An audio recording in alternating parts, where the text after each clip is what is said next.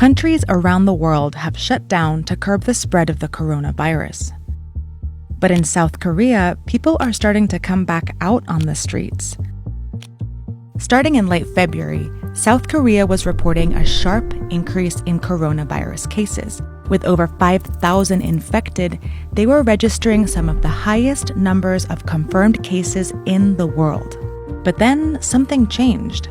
While cases in most other countries continued to rise, Korea's numbers started leveling off. Look at how this curve starts to bend.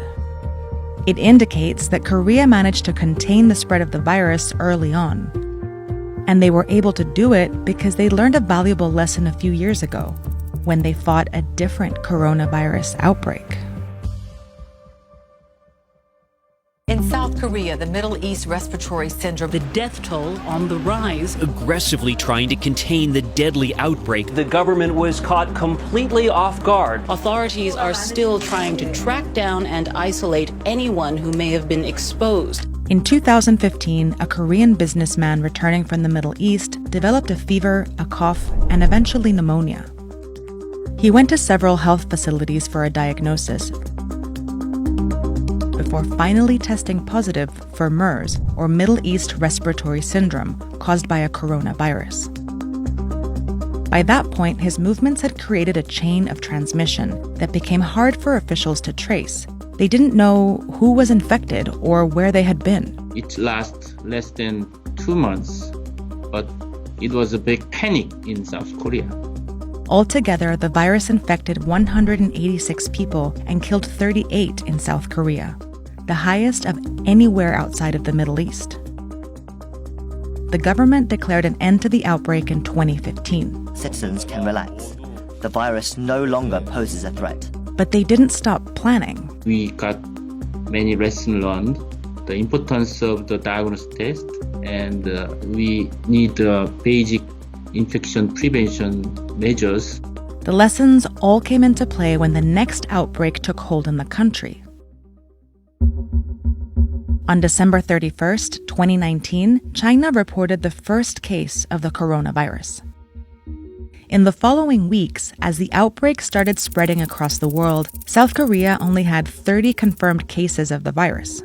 But despite the low numbers, health authorities had already started working with biotech companies to develop a test for the novel coronavirus. And soon, they had thousands of test kits ready to go. Lesson learned from MERS outbreak in 2015. First one is the diagnostic test is very essential. We developed a lot of diagnostic tests and distribute in every hospital. They prepared for the worst, and the worst quickly followed. By late February, the total number of coronavirus cases rose dramatically, crossing 3,000. This made South Korea's outbreak the largest outside of mainland China. And it all started here, in Daegu, where a woman went to the hospital with a fever. Because the government had already equipped hospitals with coronavirus tests, doctors were able to test her. She tested positive and became known as Patient 31. But the testing didn't stop there.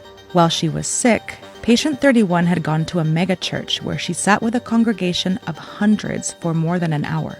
So they traced her movements, identified people she had come into contact with, and then tested those people as well, whether they showed symptoms or not.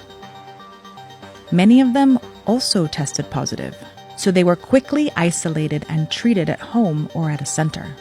And then all the people they had been in contact with were traced and tested too. This is called contact tracing. It's an approach that allowed Korea to test over 9,000 people who had been in contact with someone who had tested positive.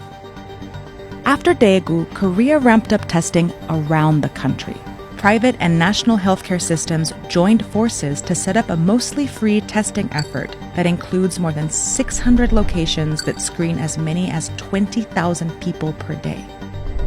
Through this system, when anyone tests positive, the government is able to test and trace their contacts to continue to break the transmission chains of the coronavirus on a large scale. But that's just the human-to-human transmission. The infected person may have moved through the city, touching subway poles and door handles. and South Korea had prepared for this too. After the MERS outbreak, when they weren't able to trace the movements of the virus, Korea changed the law, allowing the government to collect a patient's data and security footage during an outbreak. All their steps are logged and then shared to alert people to stay away from the path of infection. If there is some confirmed case found near my office, they message via smartphone, there is a confirmed case near your place. He moved some place to another place. Be cautious. Websites and private apps compile that information, allowing everyone to see if a person with a confirmed case of coronavirus went to a pharmacy or the hospital or anywhere else. And they'll know how recently they went too. It's a means of checking the possibility of infection. Citizens are checking the coronavirus locations and are avoiding going to these areas. This information lets people know if they've crossed paths with an infected person, so they can go get tested for the virus. And contact tracing starts all over again. Tracing people's every move can be controversial, but many in South Korea prioritize public health over privacy in an outbreak. 남에게 전염시켜줄 수 있다는 그런 특성 때문에 개인의 인권보다는 공익적인 그런 요인에 대한 걸 많이 강조하는 그런 경향이 있는 건 사실입니다. As a result, South Korea was able to test hundreds of thousands of people, more than any other country at the time.